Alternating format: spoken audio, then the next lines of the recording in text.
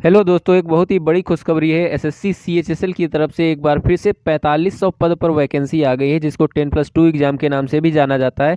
तो इस वीडियो में हम आपको बताएंगे eligibility, exam pattern, selection process और एज में भी काफ़ी ज़्यादा इसमें बवाल है। और उसके बारे में भी बताएंगे कि एग्जाम पैटर्न भी इस बार एसएससी ने अपना चेंज कर दिया है। जैसा कि आप लोग जानते होंगे, सीएचएसएल में सेकेंड जो होता था टायर, उसमें डिस्क्रिप्टिव होता था, बट अब ऐसा नहीं होगा। तो यही वीडियो में आपको बताने वाले हैं, तो बने रहिए वीडियो के साथ। तो दोस्तों, सबसे पहले यहाँ पर हम बात करेंगे इंपॉर्टेंट डेट्स की। इंपॉर्टेंट डेट्स की बात किया जाए तो 6 दिसंबर से फॉर्म भरना चालू ऑलरेडी हो गए हैं, और इसकी लास्ट डेट जो रहने वाली है वो 4 जनवरी रहने वाली है। इसका ऑनलाइन पेमेंट बच जाता है तो 5 यहाँ पर जनवरी को कर सकते हैं। उसके बाद अगर आपका फॉर्म में कुछ भी गलत हो जाता है तो 9 से 10 जनवरी के बीच में आप उसको करेक्ट कर सकते हैं, मगर फॉर्म को सावधानी से भरें क्योंकि करेक्शन फीस 200 रुपया है। ठीक है। ऑनलाइन एग्ज़ाम जो फर्स्ट टायर होगा वो फरवरी और मार्च 2023 के आसपास होने को बताया गया है। जो सेकंड होगा वो बाद में आपको इन्फॉर्म कर दिया जाएगा। ठीक है। तो इसके बाद पोस्ट नेम की बात किया जाए, यहाँ पर लोअर डिवीजन क्लर्क क्लर्क है, और जूनियर सेक्रेटरीट असिस्टेंट है, डाटा एंट्री ऑपरेटर यहाँ पर है, और सॉर्टिंग असिस्टेंट और पोस्टल असिस्टेंट भी साथ ही में है। एलिजिबिलिटी की बात करें, सिर्फ 12th पास होना चाहिए किसी भी स्ट्रीम में। दोस्तों, अब यहाँ पर बात करेंगे सैलरी की, यानी कि पे स्केल की। तो यहाँ पर आप देख सकते हैं लोअर डिवीजन क्लर्क की जो रहेगी वो लेवल 2 की पे लेवल रहेगी 19,900 से लेकर 63,200 तक। और दोस्तों, पोस्टल असिस्टेंट या सॉर्टिंग असिस्टेंट की बात करें, यहाँ 25,500 से लेकर 81,000 तक अप्रॉक्स रहेगी। उसके बाद डाटा एंट्री ऑपरेटर की 25,500 से लेकर 81,000। फिर उसके बाद जब प्रमोशन होगा उसके बाद 29,200 से लेकर 92,300 तक इस प्रकार से रहेगी। यहाँ पर डाटा एंट्री ऑपरेटर जो ग्रेड ए की रहेगी उसकी भी यहाँ पर देख सकते हैं क्या पे स्केल रहने वाला है। उसके बाद यहाँ पर एज लिमिट के बारे में मैंने बताया था कि यहाँ पर कुछ झंझट है। तो झंझट क्या है, देखो, फॉर्म निकला है कब, दिसंबर में। अब जो बच्चे अभी अभी 18 साल के हुए हैं वो इसके हिसाब से 18 साल के नहीं हुए, क्योंकि एज क्या है, 18 से 27 होनी चाहिए। अब इसमें लिखा है कि अगर कोई भी जिसकी डेट ऑफ बर्थ 1 जनवरी 2004 से ज़्यादा है तो वो एलिजिबल नहीं है, यानी कि उससे कम ही होनी चाहिए, 2004 से कम होनी चाहिए। यानी कि सीचेसल कह रहा है कि 1 जनवरी 2022 को जितने भी 18 साल के हुए होंगे वही फॉर्म भर सके होंगे। ध्यान से सुनिए, अगर आप 1 जनवरी 2022 के बाद 18 साल के हुए होंगे तो फॉर्म नहीं भर पाएंगे, ये चीज़ ध्यान रखिएगा। ठीक है, क्योंकि बहुत सारे कैंडिडेट अभी 18 साल के हैं बट फॉर्म अब आया है, इसकी एज ले रहा है 1 जनवरी 2022 से। तो ऐसे में बहुत सारे कैंडिडेट फॉर्म अप्लाई नहीं कर पा रहे हैं। यहाँ पर रिलैक्सेशन तो सभी को मिलता है, एससी एसटी को 5 साल का, ओबीसी को 3 साल का, इस बात का तो पता ही होगा। इसके बाद एप्लीकेशन फ़ीस की दोस्तों बात कर ले तो जनरल ओबीसी और ईडब्ल्यूएस वालों के लिए 100 रुपया है, बाकी एससी एसटी फीमेल तो सब ऐसे ही है। करेक्शन फॉर्म यहाँ पर लिखा है कि 200 रुपया पड़ जाएगा, और सेकेंड टाइम करेक्शन करोगे तो 500 रुपया पड़ जाएगा। और एप्लीकेशन आपका जो रहेगा वो किसी भी ऑनलाइन मोड से आप पेमेंट उसका कर सकते हैं। यहाँ पर सिलेक्शन प्रोसेस के बाद में हमने बताया था थोड़ा सा चेंज किया है, बहुत ही बड़ा बदलाव किया है, जैसा कि आप लोग जानते होंगे। यहाँ पर 3 टायर प्रोसेस में ही तो आपका सिलेक्शन प्रोसेस होता था और अभी भी होगा, बट इसमें पहला जो रहेगा tier first online CBT test रहेगा।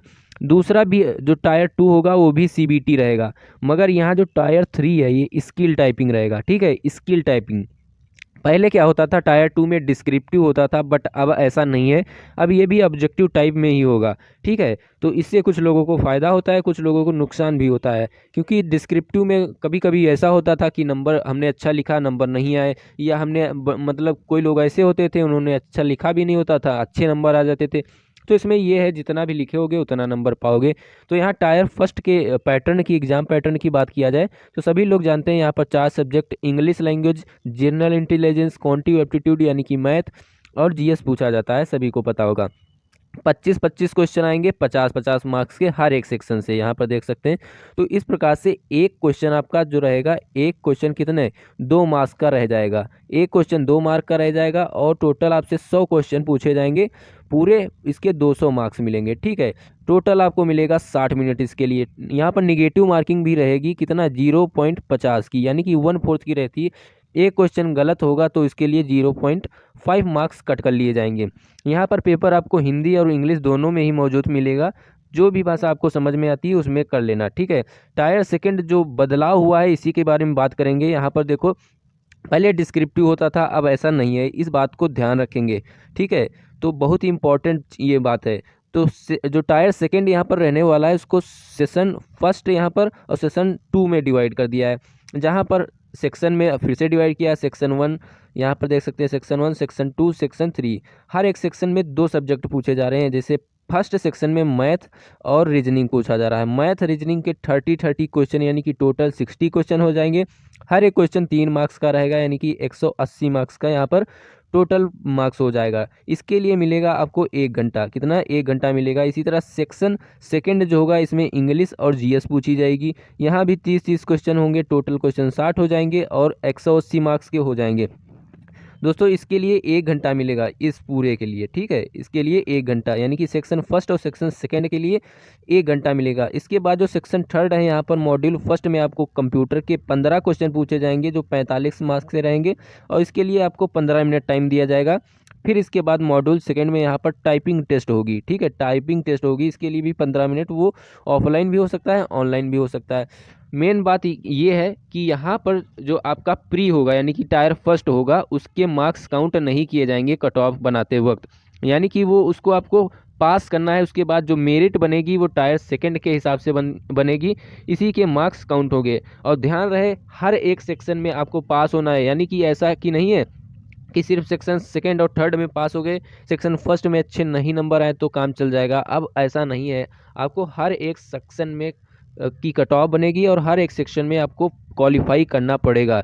ये चीज़ ध्यान रखेंगे इस बार, ठीक है। तो सारे सब्जेक्टों को लेकर आपको पढ़ना है।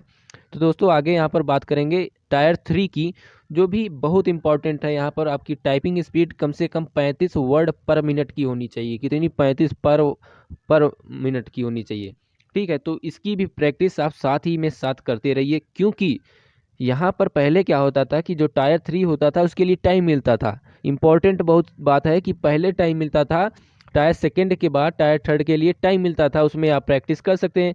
बट इस बार क्या होगा, टायर सेकंड के साथ ही टायर थर्ड करवाया जाएगा, उसके बाद तुरंत बाद करवाया जाएगा, आपको टाइम नहीं दिया जाएगा।